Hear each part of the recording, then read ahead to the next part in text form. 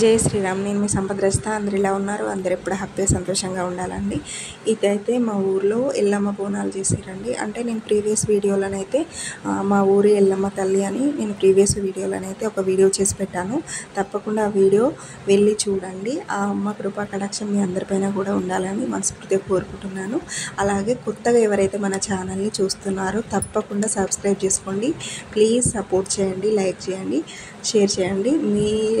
మీరు వీడియో చూసి లైక్ చేయడం వల్ల నాకు వీడియో అనేది వేరే వాళ్ళకి రికమెండ్ అవుతుందండి. నేను ప్రతిసారి ఇదే చెప్తున్నాను.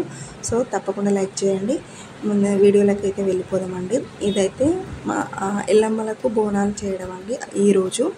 సో డే ఫుల్ బ్లాగ్ నేనైతే తీసాను, అన్నీ కవర్ చేశాను అనుకుంటున్నా. సో మార్నింగ్ టైం అయితే ఇంకా నేను క్లాస్కి ఎవ్రీడే లాగానే వెళ్ళాను పిల్లలతో కలిసి.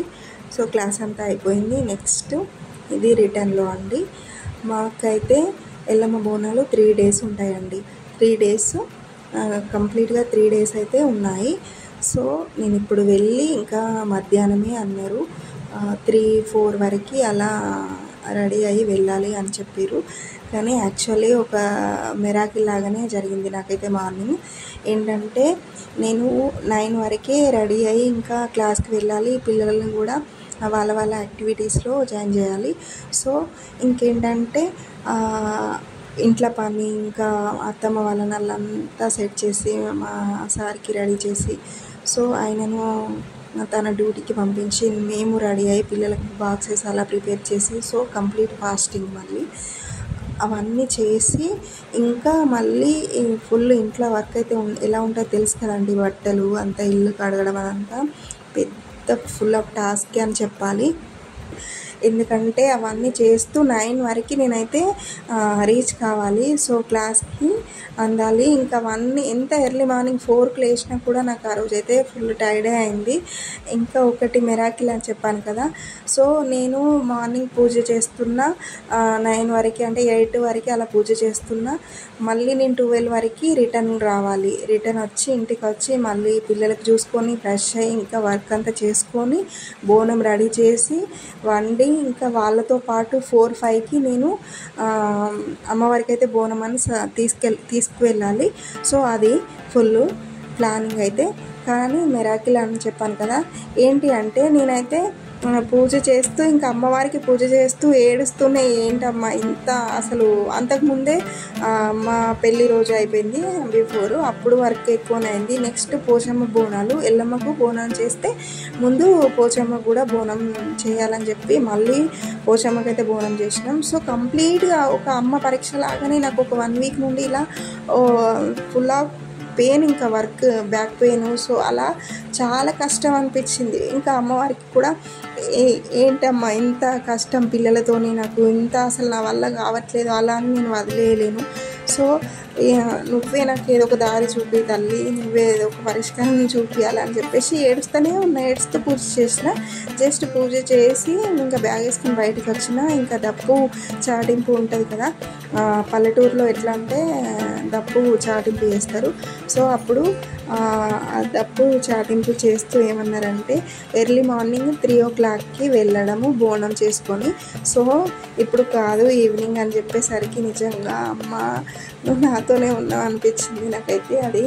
సో ఇంకా రిలాక్స్గా వెళ్ళిన క్లాస్కి అయితే వెళ్ళి మళ్ళీ అంతా పని నా వర్క్ నేను కంప్లీట్ చేసుకొని వచ్చి రిటర్న్లో వీడియోలో మీకు పెట్టాను కదా. సో ఇంట్లో వర్క్ అయితే కంప్లీట్ చేసుకొని ఇది నైట్ పిల్లల్నంతా పడుకోబెట్టి అదంతా సెట్ చేసి మళ్ళీ స్నానం చేసుకొని అమ్మవారికి అయితే పూజ చేసి బోనం అయితే ఇంకా బోనం అయితే ప్రిపేర్.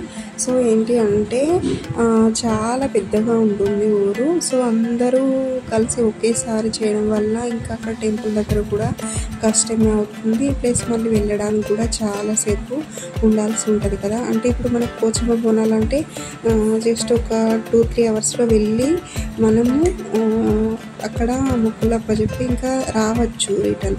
బట్ ఎల్లమ్మ బోనాలు అలా కాదు కదా. సో కంప్లీట్గా 3 days ఉండాల్సిందే. అసలు 2 days అయితే కంపల్సరీ. ఎందుకంటే మాకు ఎర్లీ మార్నింగ్ 3 or 4 అన్నారు, కానీ వర్షం వచ్చుట్లా ఇంకా 5:30కి అయితే అలా స్టార్ట్ అయ్యాము. మార్నింగ్ 5:30కి అలా స్టార్ట్ అయ్యాము మేమైతే.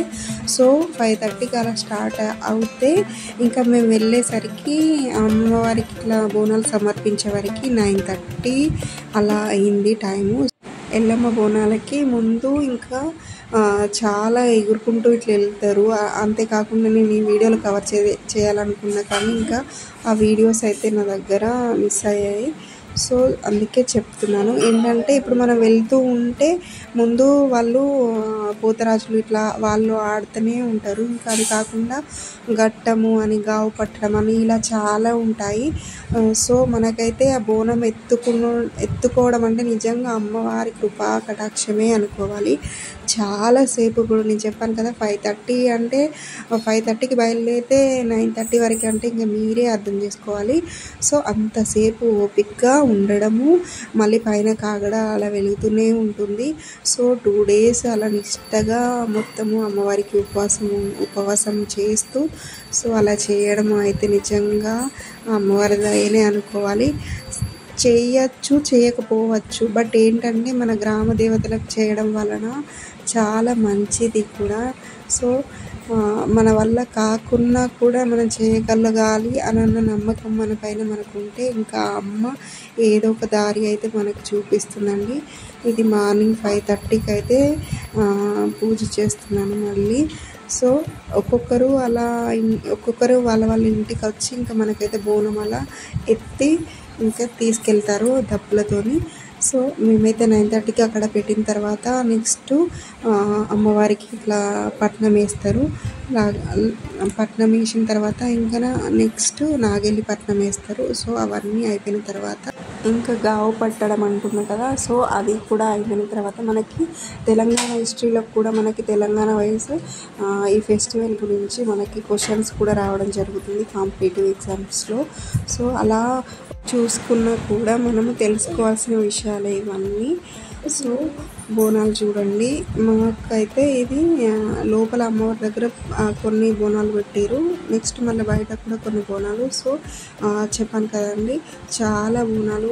ఊరంతా ఒకేసారి నైట్ కొంతమంది వెళ్ళారు, ఇంకా మేము మార్నింగ్ కొంతమంది వచ్చాం కాబట్టి సో కొంతమంది ముందు అమ్మవారి ముందు పెట్టారు, కొంతమంది ఇటు బయట సరిపోకుంటే అలా పెట్టారు. చూడండి చాలా చక్కగా ఎంత మంచిగా కళగా కనిపిస్తుందో కదా. సో మన ట్రెడిషన్ అనేది చాలా బాగుంటుంది, మనం ఫాలో కావాలి, మన పిల్లలకు కూడా మనం నేర్పించాలి కూడా. ఇంకా చూడండి ఆ అమ్మ ఎంత చక్కగా ఎంత కళగా నిండుగా ఉందో. ఆ అమ్మ కృపా కటాక్షం కూడా మీ అందరి పైన ఉండాలని మనస్ఫూర్తిగా కోరుకుంటున్నాను.